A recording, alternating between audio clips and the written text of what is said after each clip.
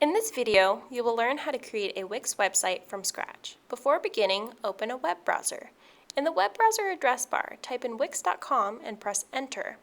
Next, click on the Sign In button located on the top right corner of the page. Type in your email and password used to create your account and click the blue Log In button.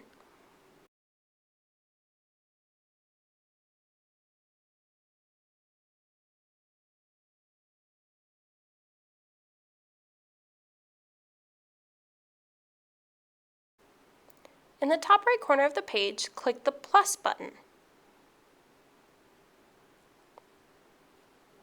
From the menu titled What kind of website do you want to create, click on the word Other. On the right side of the page, click the blue Choose a Template button. From the View By menu, click on the words Blank Templates. From the template examples, find the one titled Start from Scratch. Hover over it and click the blue Edit button. This will open Wix Website Editor where you can begin creating your website.